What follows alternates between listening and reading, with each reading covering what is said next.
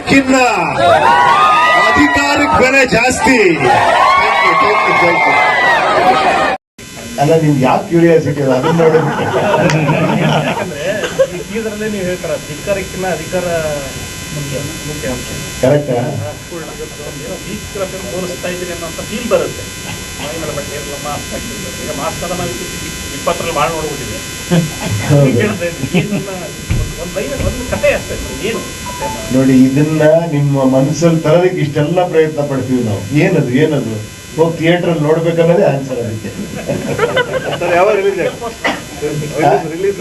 December 20ನೇ ತಾರೀಕು. ಅಂದ್ರೆ ತುಂಬಾ ಬಿಟ್ಟಿದೀವಿ, 4-5 ಬಿಟ್ಟಿದ್ದೀವಿ. ಸೆಕೆಂಡ್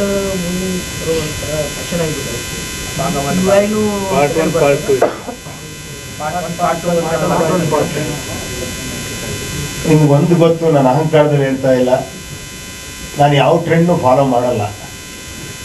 ಏನ್ ಹೇಳಿ, ಅದು ಮಾಡಿದರೆ ನಾವು ಮಾಡಬೇಕು ಆ ಥರ ಅಲ್ಲ. ನೀವು ಪಿಕ್ಚರ್ ನೋಡ್ರ ಮೇಲೆ ನಿಮ್ಗೇನಾರ ಬೇಕು ಅಂತ ಹೇಳಿ ಸಿನಿಮಾ ನೋಡಿ, ಅವಾಗ ನಾನು ಮಾಡ್ತೀನಿ.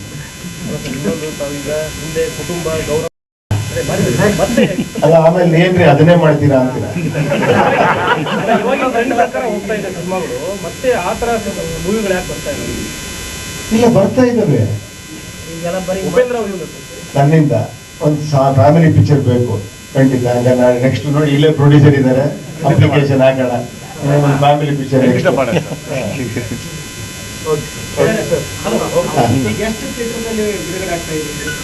ಅದು ಸದ್ಯದಲ್ಲೇ ಗೊತ್ತಾಗುತ್ತೆ. ಪ್ಲಾನ್ ಮಾಡ್ತಾ ಇದ್ದಾರೆ, ಇನ್ನೊಂದು ವಾರದಲ್ಲಿ ಎಲ್ಲ ಅನೌನ್ಸ್ ಮಾಡ್ತಾರೆ. ಈ ಕತೆಗೆ ಇದು ಬೇಕಾಗಿತ್ತು ಅಷ್ಟೇ.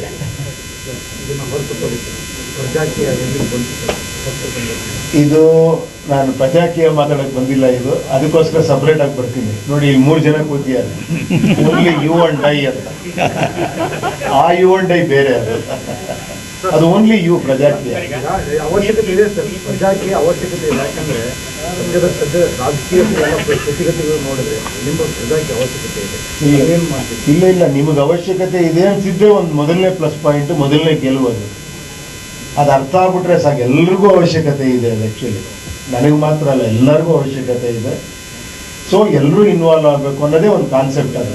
ಸೊ ಅದಕ್ಕೆ ಒಂದು ಪಕ್ಷ ಮಾಡಿದಾಗ ಏನಂದ್ರೆ, ಸರ್ ಇದು ನಿಮ್ಮ ಪಕ್ಷ ಅಂತಾನೆ ಒಂದು 4 ವರ್ಷ 5 ವರ್ಷ ಹೇಳಿದ್ರು. ನಾನು ಹೇಳ್ತಾನೆ ಬಂದೆ, ಇಲ್ಲಪ್ಪ ಇದು ನಾನು ಈ ಪಕ್ಷದಲ್ಲಿ ಒಬ್ಬ ಕೆಲಸಗಾರ ಅಷ್ಟೇ, ಇದು ನಿಮ್ಮ ಪಕ್ಷ ಅಂತ. ಬಟ್ ಅದು ಸ್ವಲ್ಪ ಆಡ್ ಅನ್ಸುತ್ತೆ ಎಲ್ಲರಿಗೂ, ಏನೋ ಇದೆ ಹೆಂಗದು ಅಂತ. ಸೊ ಆ್ಯಪ್ ಇದೆ, ನೀವು ಅದನ್ನು ತೆಗೆದು ನೋಡ್ರಿ, ಎಲ್ಲ ಗೊತ್ತಾಗುತ್ತೆ.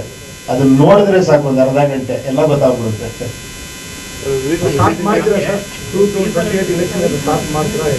ಮಾಡೋಣ ಅಂತೇಳಿ ನಾವು ಮಾಡ್ತೀವಿ ಅಂತೇಳಿ, ಅದು ಪ್ರಜಾಕೀಯ. ಮಾಡ್ತೀರಾ ಅಂದ್ರೆ ಅದು ರಾಜಕೀಯ.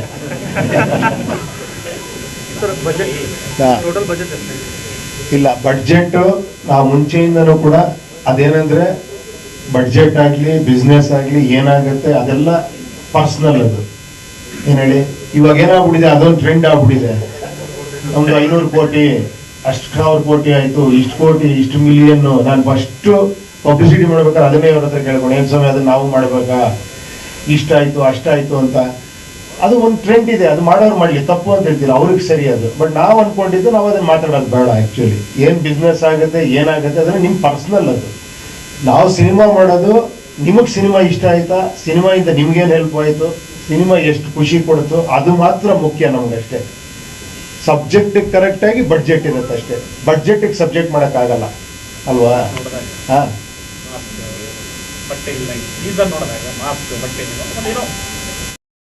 ಹೊರಗಡೆನೂ ರಿಲೀಸ್ ಆಗ್ತಾ ಇದೆ, ಓವರ್ಸೀಸ್ ರಿಲೀಸ್ ಆಗ್ತಾ ಇದೆ. Thank you sir, thank you.